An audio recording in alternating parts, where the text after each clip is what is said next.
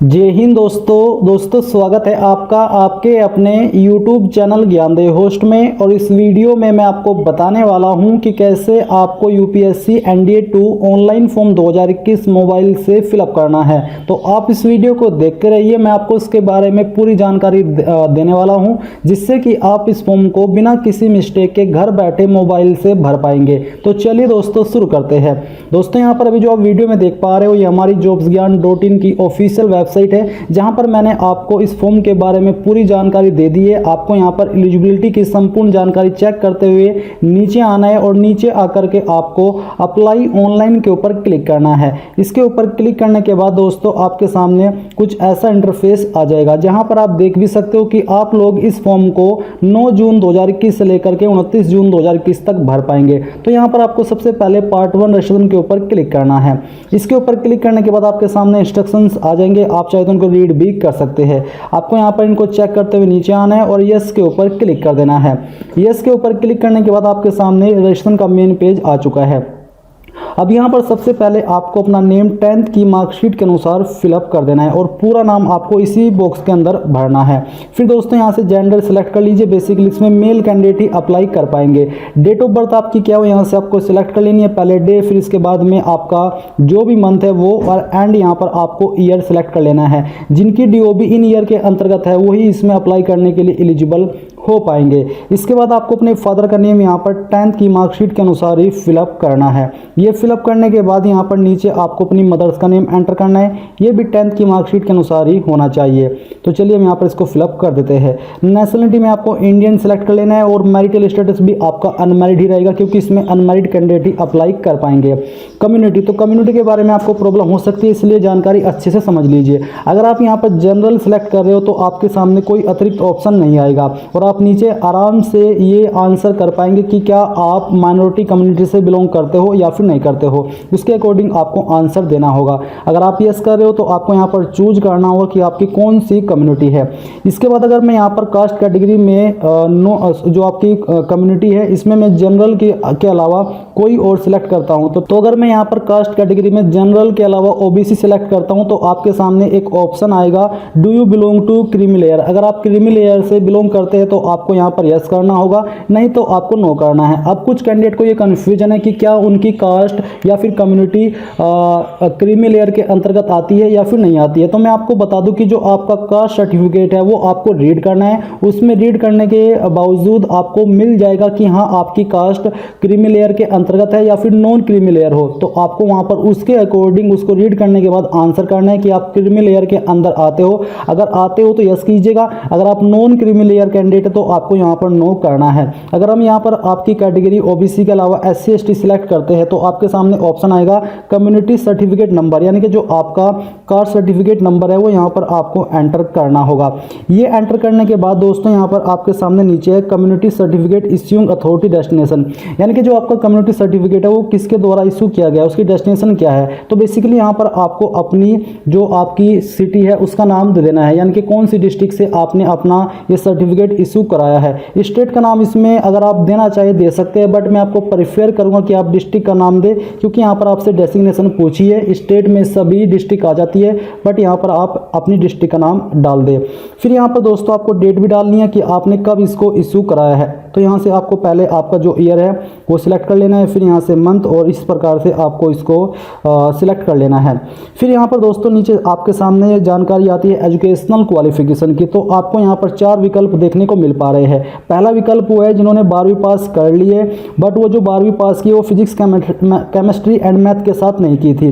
दूसरा ऑप्शन उनके लिए जिन्होंने 12वीं पास की है और उन्होंने वो 12वीं फिजिक्स केमिस्ट्री एंड मैथ के साथ पास की है, तो आपको सेकंड ऑप्शन चूज करना है। इसी प्रकार से थर्ड ऑप्शन उनके लिए जिन्होंने अभी 12वीं में है, यानी कि 11वीं पास की है और 12वीं के अंदर है, रिजल्ट नहीं आया या फिर अपीयरिंग हो, तो आप यहाँ पर थर्ड ऑप्शन चूज कर सकते हैं। तब आपको ये चूज करना है जब आप 12वीं के अंदर हो, बट आपके पास 12वीं में फिजिक्स केमिस्ट्री मैथ नहीं है। फोर्थ ऑप्शन आप तब चूज करेंगे तब जब आप 12वीं के अंदर हो और आपके पास फिजिक्स केमिस्ट्री एंड मैथ हो। तो चलिए हम यहाँ से सेकंड सिलेक्ट कर लेते हैं। ये सिलेक्ट करने के बाद यहाँ पर आपको अपने एड्रेस की जानकारी आपकी आईडी के अकॉर्डिंग फिलअप कर देनी है। इसके बाद आपको आपकी जो भी स्टेट है वो यहाँ से सिलेक्ट कर लेनी है। फिर यहाँ पर आपको उस स्टेट के अंदर कौन सी डिस्ट्रिक्ट है उस डिस्ट्रिक्ट को भी सिलेक्ट करना होगा। ये सिलेक्ट करने के बाद यहाँ पर दोस्तों आपके सामने नीचे आ जाएगा आपका पिन कोड। तो जो भी आपके पोस्ट ऑफिस या डिस्ट्रिक्ट का पिन कोड है वो यहाँ पर आपको एंटर कर देना है। मोबाइल नंबर आपका जो भी है वो यहाँ पर आपको एंटर कर देना है। इसके बाद आपको अपनी ईमेल आईडी एंटर करनी है। ये ईमेल आईडी आपकी वैलिड होनी चाहिए, यानी कि इसके अंदर कोई प्रॉब्लम नहीं होनी चाहिए। जो भी आपने यहाँ पर ईमेल आईडी भरी है इस ईमेल आईडी को आपको दोबारा से नीचे डाल करके कंफर्म करना होगा। कंफर्म ईमेल आईडी के सेक्शन में अल्टरनेटिव ईमेल, यानी कि जो ईमेल आईडी आपने यहाँ पर दी है इसके अलावा अगर आप कोई और ईमेल आईडी भी देना चाहते तो आप दे सकते हैं, नहीं तो आप इसको खाली छोड़ सकते हैं। अब जितनी भी जानकारी आपने भरी इनको चेक कर लीजिए और चेक करने के बाद नीचे कंटिन्यू के ऊपर क्लिक कर दीजिए। कंटिन्यू के ऊपर क्लिक करने के बाद आपके सामने फोटो आइडेंटिटी कार्ड की जानकारी आ जाएगी। तो आपको यहाँ पर इनमें से कोई एक आईडी सेलेक्ट कर लेनी है और आपके पास इनमें से कोई एक आईडी होनी ही चाहिए। तो जैसे कि हम यहाँ से पैन कार्ड सेलेक्ट कर लेते हैं। जो भी आईडी आपने बेसिकली सेलेक्ट की है उसको यहाँ पर आपको यानी कि उसका जो भी नंबर है वो नंबर डालना है। डालने के बाद उसको कंफर्म फोटो आइडेंटिटी कार्ड के अंदर दोबारा से डाल करके कंफर्म भी कर देना है। अब आती है specific detail for NDA and NA examination. तो यहाँ पर दोस्तों आर्मी है, नौसेना है, वायुसेना है और नौसेना अकादमी है। तो इसमें आपको किसको कितनी प्रेफरेंस देनी है उसके अकॉर्डिंग 1 2 3 4 लिखना है। जैसे कि मैं आर्मी को यहाँ पर फर्स्ट प्रेफरेंस देना चाहता हूँ, वायुसेना को मैं सेकंड प्रेफरेंस देना चाहता हूँ तो यहाँ पर मैं 2 लिखूंगा, नौसेना को मैं तीसरी प्रेफरेंस देना चाहता हूँ और नवल अकेडमी को मैं फोर्थ प्रेफरेंस देना चाहता हूँ। इस प्रकार से मैंने दे दी है। अगर आप किसी एक कोई प्रेफरेंस देना चाहते हैं, जैसे कि आर्मी को आप देना चाहते हैं, तो आपको क्या करना है, आर्मी के अंदर 1 लिख देना है, बाकी आपको तीनों में 0 0 लिख देना है। इसके बाद यहाँ पर आपसे पूछा कि क्या आप कभी वायुसेना की परीक्षा PSS या फिर PBET pilot aptitude battery test में असफल रहे हैं। अगर हाँ तो यस कीजिए, नहीं तो आपको नो करना है। अगर आपने ये कभी अटेम्प्ट ही नहीं किया तो यहाँ पर नो कर दीजिए। क्या आप वायुसेना के GDO ग्राउंड ड्यूटी ऑफिसर के लिए विचार किया जाना पसंद करेंगे, यानी कि क्या आप इस पोस्ट पर भी अपनी प्रेफरेंस देना चाहेंगे। अगर हाँ तो यस कर दीजिए, नहीं तो आपको नो करना है।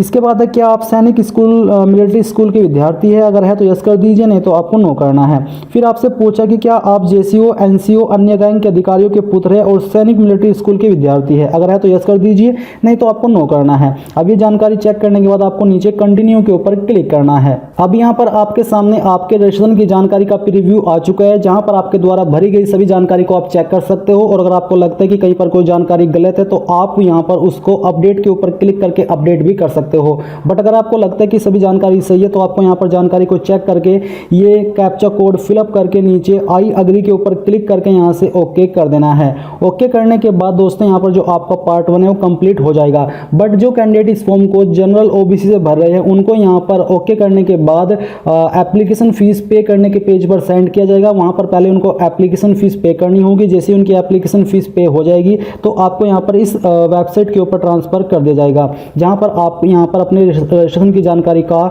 जो प्रिंट है या फिर स्लिप है वो ले सकते हो। इसके बाद आपको click here for part 2 registration के ऊपर आना है। अब दोस्तों यहाँ पर पार्ट 2 जो आप भर रहे हैं आपके सामने प्रॉब्लम आ सकती है कि ये इसके अंदर मोबाइल के अंदर सही से ओपन नहीं होगा और आप इसको लैपटॉप या डेस्कटॉप में फिलअप करें। तो आपको क्या करना है, आपको बेसिकली अभी जो ये ब्राउजर मैं यूज कर रहा हूँ, मैं आपको शुरुआत में बताना भूल गया कि ये ब्राउजर आपको PUFFIN यानी कि पफिन ब्राउजर यूज करना है।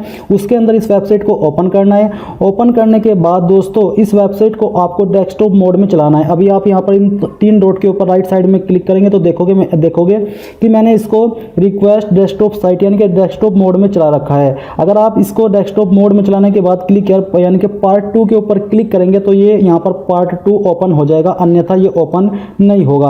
अब यहाँ पर आपको इसके अंदर रजिस्ट्रेशन नंबर एंटर करना है, जो डेट ऑफ बर्थ आपने सिलेक्ट की थी वो यहाँ पर डाल देनी है। ये कैप्चा कोड डाल करके आपको सबमिट के ऊपर क्लिक करना है। सबमिट के ऊपर क्लिक करने के बाद यहाँ पर दोस्तों आपके सामने इस फॉर्म की सबसे महत्वपूर्ण जानकारी आ चुकी है, जो कि है आपका photo, signature and ID upload करना। इस इसमें काफ़ी सारे कैंडिडेट को प्रॉब्लम आती है, इसलिए जानकारी को थोड़ा अच्छे से समझ लीजिए।